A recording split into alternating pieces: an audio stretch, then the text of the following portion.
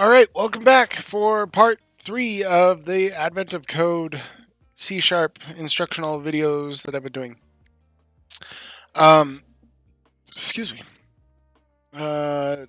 So, as before, we're going to start new project, just like we did before. I'm going to use the same naming scheme. We're still doing a console app. Everything's the same. Advent 2015.day. And this one's going to be day 3. Make sure we're in the right folder.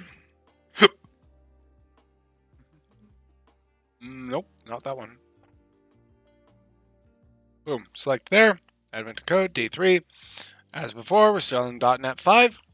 And create the project. Blah, blah, blah. Okay, we're going to set up all of our files, just like we did last time. You're going to add a new folder. That new folder is going to be our data. And then in that, we want 2 text files. We're going to add a data text file.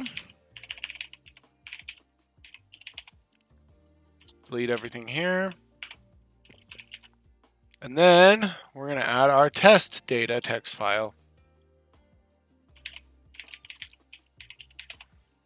And again, we're going to delete everything here.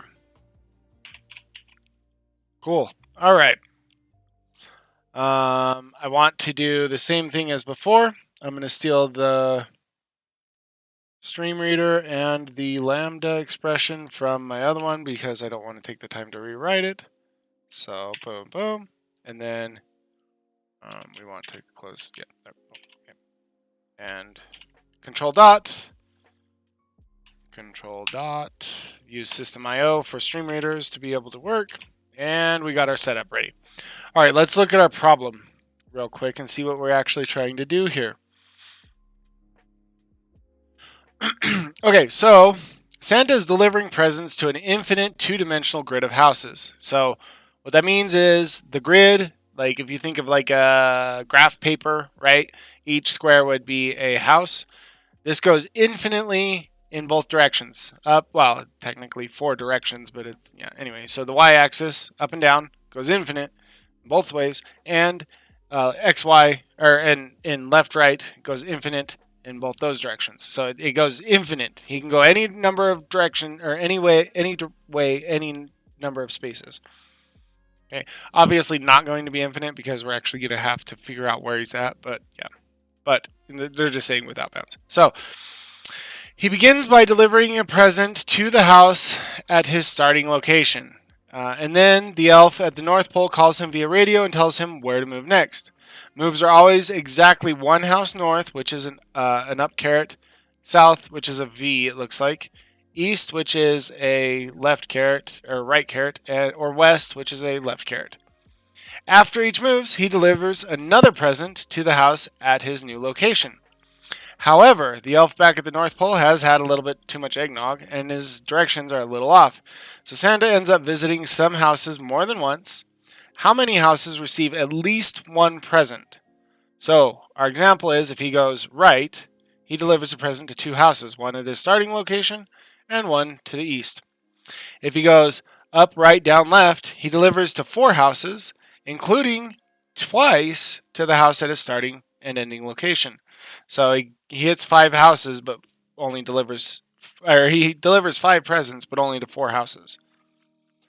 If he goes up, down, up, down, up, down, up, down, up, down, up, down, he delivers a bunch of presents to the same very lucky children at only 2 houses. So this will be our puzzle input. This will be where we're at, because I think that's going to be our test data, and I think that's going to be most effective. Well, maybe not. Maybe that's not the most effective. Maybe we should add this in as well.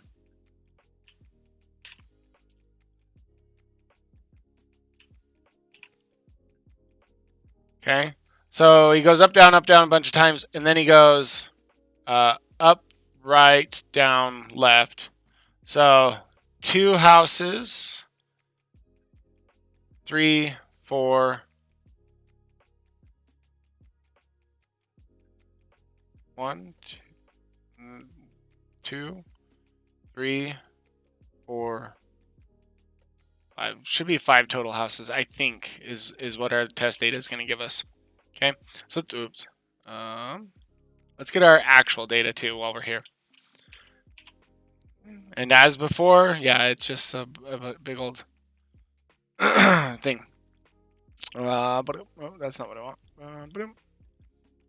So this is going to be our actual data.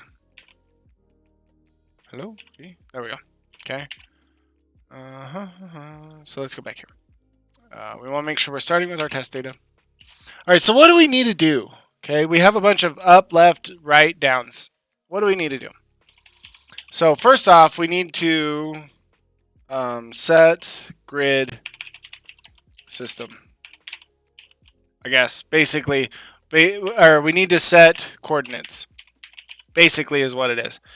Okay, which means that start at, oops, let's do start at 0, 0, because all coordinates are in this format, right? Okay. Then, if a caret or a v go +1 or -1 in y-axis, if this way or this way go -1 or +1 in x-axis. Okay.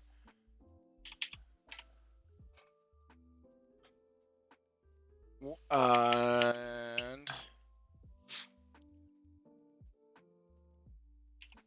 update coordinates, and if unique chords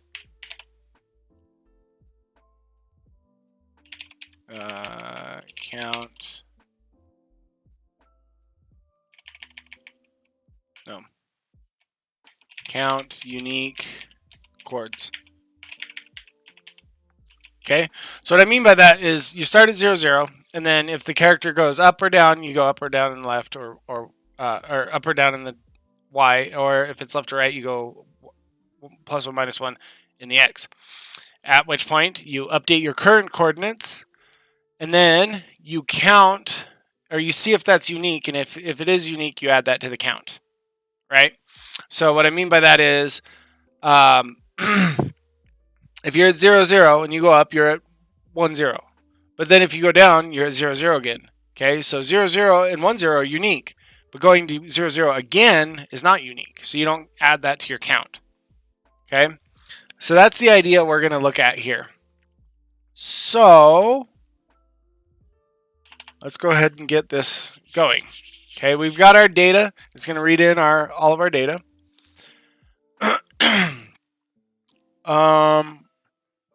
Do we want to cast that to an array? I don't feel like we need to cast that to an array. We could go for, and this is again the for loop. We're going to do for int I equals 0. While I is less than data.length, and at each iteration you're going to I++.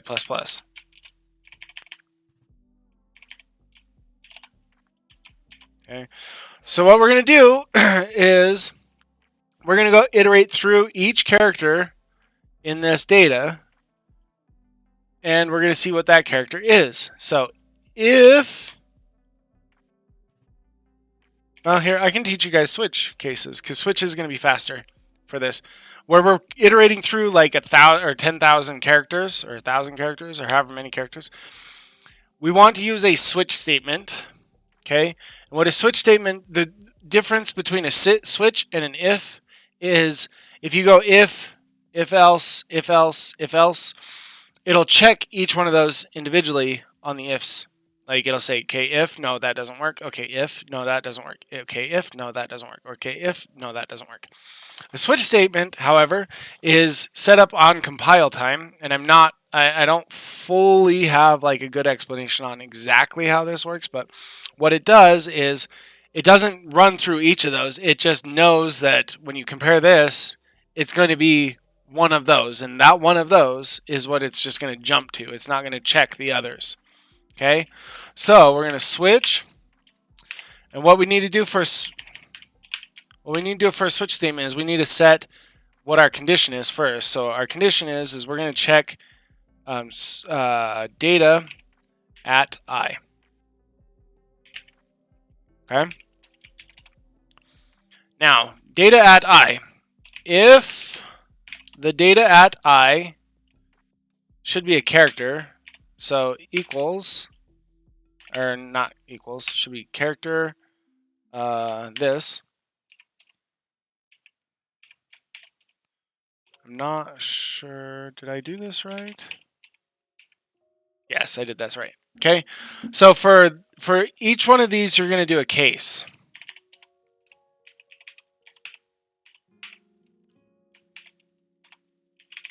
And you want to break at the end of each of them, so that way it knows that that's the end of the switch statement or the case.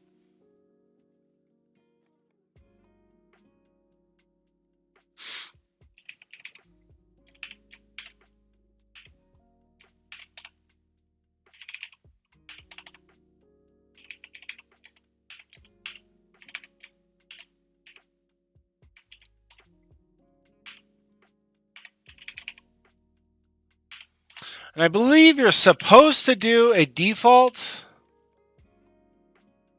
I'm going to try to do it without doing a default because it shouldn't be anything other than those.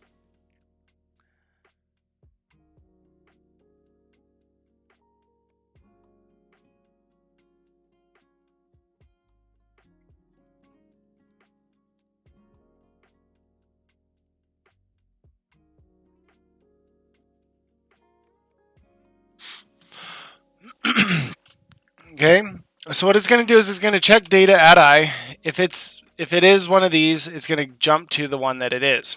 Now, what is going to happen if it is one of those? Well, we need to start by setting our coordinates. So, and instead of doing a coordinate array or anything like that, what I'm going to do,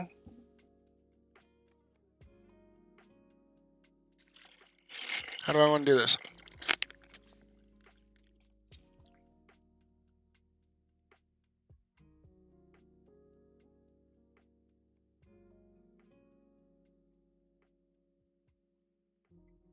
There's a couple ways I can do this. I'm going to do an int. I'm going to do int y equals 0. Int x equals 0. And then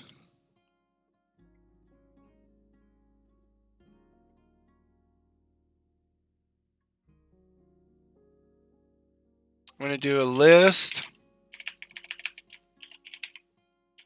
What is the list going to be of?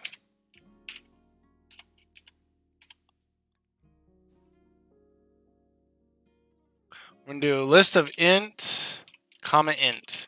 Okay. So what I'm doing is I'm creating a list of coordinates, basically. I'm going to call these chords. Equals new list. Can I not do that? I cannot do that. Maybe it's because I don't have system generic being used.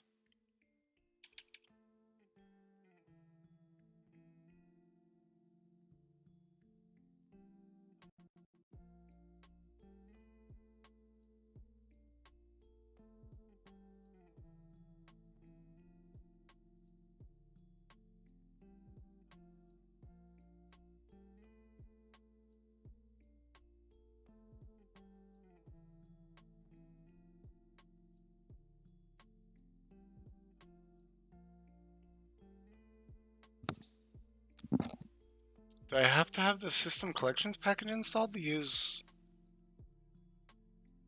two-part lists?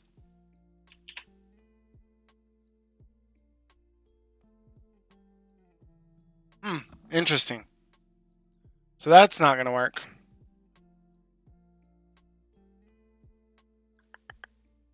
Can't do a dictionary. I'm just going to do a list of strings. My list of strings is going to be coordinates. Okay. So I'm going to have to convert my coordinates to a string. And then I'll just check and see if that string's in the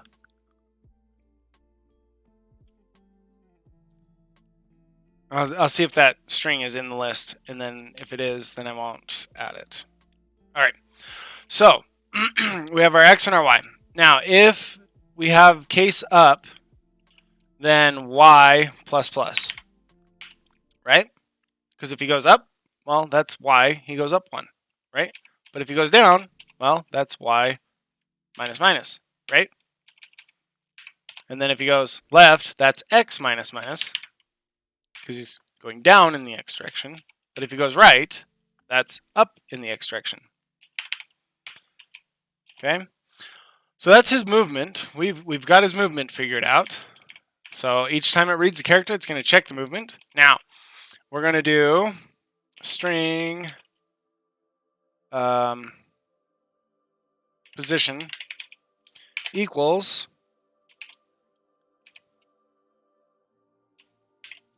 we're going to do y comma x. All right, so what that does is that creates a string that is our position. Now, this is where it's I'm not 100% sure if I'm going to add this properly, but chords dot add position. I should be able to dot distinct. Dot distinct.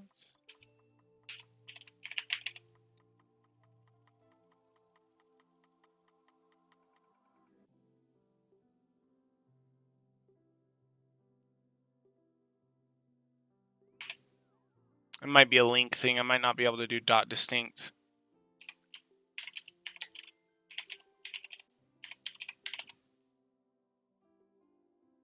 Yeah, it's link. System.link. I don't have system.link installed. I can try it and see if it's...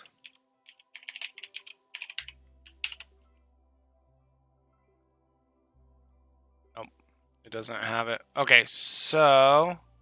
two options. We can install link, which I don't want to install link because I'm not teaching you guys about NuGets right now. Instead, what I'm going to do is if not if chords dot contains position. So if not chords dot contain dot position. So the explanation means not. Okay. So what I'm checking is, does this list contain this item? And I only want to do this condition if it does not contain that position. Okay. If it does not contain that position, I want you to add that position. Otherwise, I don't want you to do anything. Right? Okay. So far, so good. Now, we're going to do our output. Console.writeLine.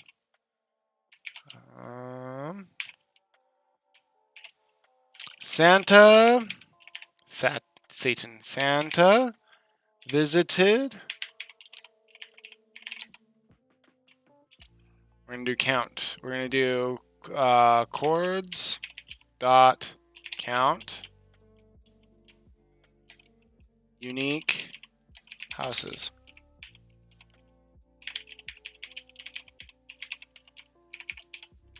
Okay, and then again, we're doing the read key to make sure it doesn't exit until we hit the enter button. All right, so let's look at what's going on here. We've got our, when it starts up, we got our initial coordinates, okay, or our initial XY. We set up an empty list of coordinates. So I told you I'd talk about lists in the previous video. A list is like an array in that it contains multiple different items. Okay.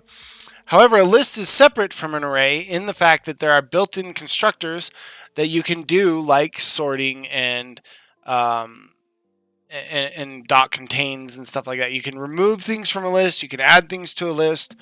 With an array, when you build the array is stuck as it is. Period. You cannot remove. You cannot add. You have to like reconstruct the array to add or remove anything. It's a big mess. A list is essentially an array, but it has constructors built in that let you add or remove, which is why in this case I could do this list dot add to add in this positions item that I made. Okay. Now these coordinates is a list of string items, so it's an array of strings. All of them have to be a string to be added. So I can create a string of the XY coordinates to add to the list. I also check if the list actually even contains those coordinates. So if it does contain those coordinates, it shouldn't do anything. However, if it does not contain those coordinates, it will add it to the list. Okay, and then at the end, we should get out how many places he visited that were unique. Okay, that's what we're doing here. Let's see if we did it right. We're doing our test data first, so as before, let's just see what we got. Santa visited 4 unique houses, which I think makes sense. Let me think. With our test data, let's look at our test data. Okay, so he goes up. He's at 1 0 0 0 1 0 0 0 1 0 0 0 1 0 1 0. Okay, so he's visited 2 places so far, but he's hit them a bunch of times. Then he goes to 1 1, so that's 3. Then he goes to 0 1, so that's 4. And then he goes back to 0 0, so that's 4. He goes 4 places. That's right. Okay, so let's try that with our test data. Or let's try that with our real data. Okay, let's run it. Santa visited 2,591 unique houses. Let's see if that is right.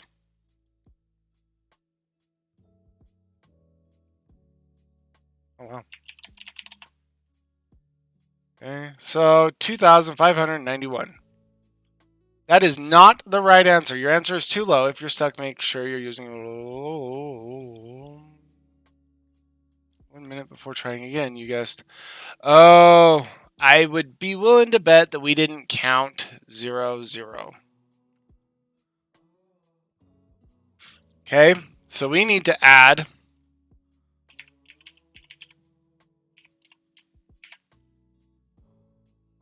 0, 0.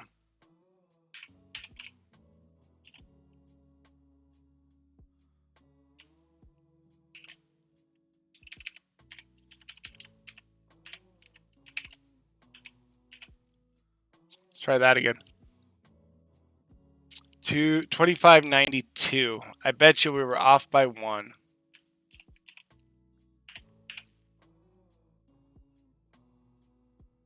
We have to wait. I don't know why they put us. We have 3 seconds left to wait.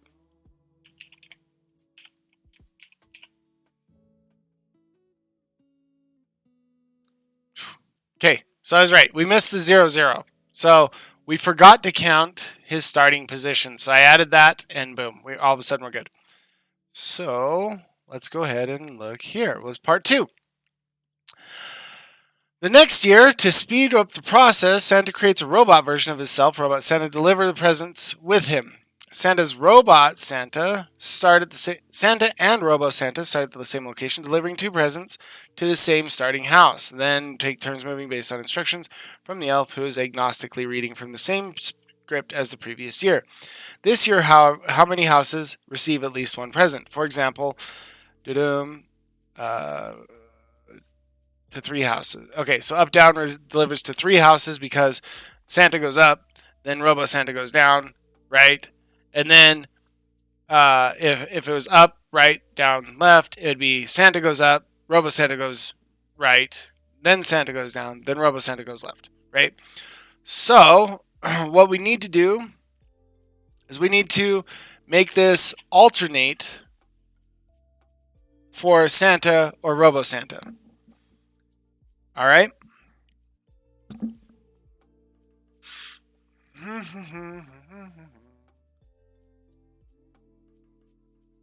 What would be a very fast way to do this?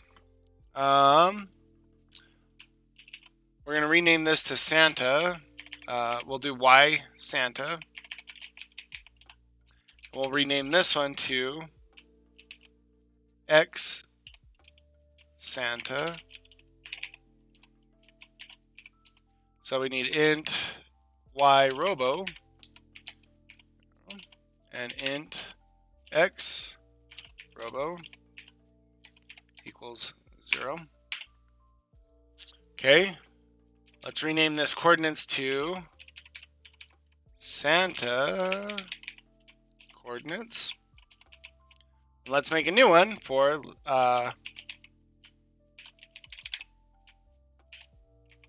oh wait, no, we don't need to do that because it's still we're still checking against all the houses, so it's still chords. We don't need to check individual houses for each person. We just need to check if the chords are there. So that's fine. Okay. Let's do if I equals 0 or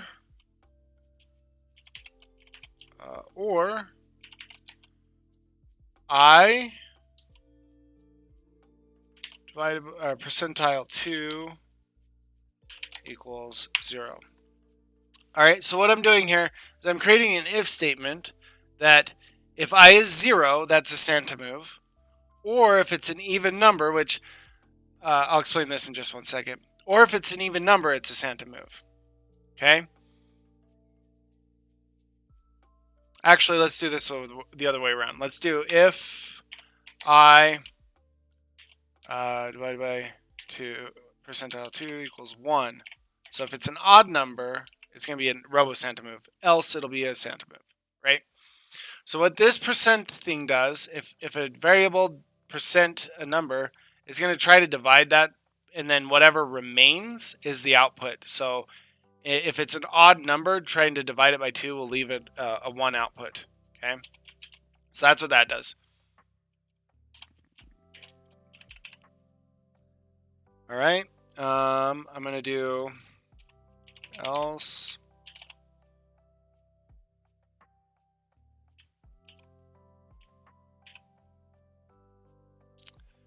And then this one, I want to just do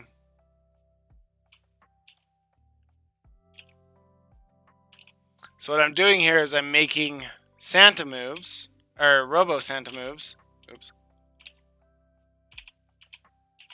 And then you have your Santa moves. So if it's an odd number, do your Robo Santa move. If it's an even number, do your Santa move. Okay?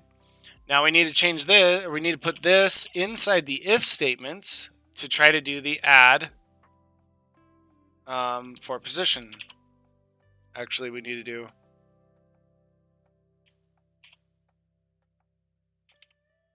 I need to create this at the start.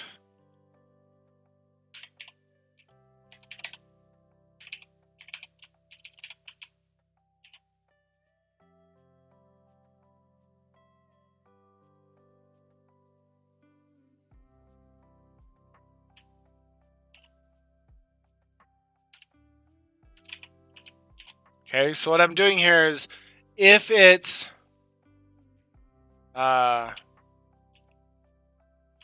Robo Santa position, oops.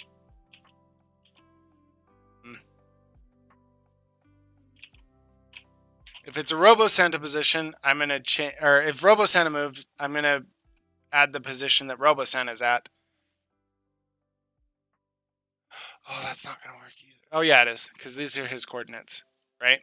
And then if it's a Santa move, it's gonna do the Santa position, and it's gonna try to add those to the list, and then the list will contain all the individual houses visited.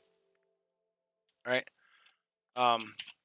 It's basically the same thing, but as part one. The difference being is in part two, I'm just making it so I'm tracking the Robo Santa as well. And then Robo Santa, his coordinates are separate from Santa's. So as he moves, it'll update the houses that Robo Santa hits versus the houses that Santa hits. Okay, which means that with our test data, we're actually going to hit a lot of houses, because Santa is going to go up, then Robo Santa is going to go down, and Santa's going to go up, and Robo Santa's going to go down, Santa's going to go up, Robo Santa's going to go down. He's going to go up, he's going to go down, he's up, he's down, he's up. So we're looking at 1, 2, 3, 4. Okay, so wait, 1 starting, 2, 3, 4, 5, 6, 7, 8, 9, 10, 11, 12 unique houses hit. Then Robo Santa is going to go right. So that's 13. Then Santa's going to go down, still 13 because he went that way. And then Robo Santa is going to go left, which he already hit that house, so still 13. They should hit 13 total houses on this test data. Okay, so let's check that. Santa and Robo Santa visited 13 unique houses. Perfect. Perfect. That's perfect. Okay, so let's see what the actual data does, because that's going to be our that's going to be the answer to our test. So our actual data says that Santa and Robo Santa visited 2,360 unique houses. I'm hoping that that's right. That is right. They visited 2,360 unique houses. Perfect. We got through day 3. Let's look at our calendar. Look at that. We got 3 days done already. Okay. I did take a look at part 4. Day 4 actually is a lot more intensive, so that one is going to be a little bit longer. I do need to do a little bit of pre-planning so I'm not fumbling around, because it is a longer version. So day 4 will take me a few days to actually get time to sit down and film, but it will be coming soon. I hope you're enjoying these. I hope I'm getting questions answered. Like I said before, if you have questions, leave them in the comments. If you're enjoying what you're watching, if you're enjoying these videos, please like, comment, subscribe, all of that goodness. We will see you in the next one.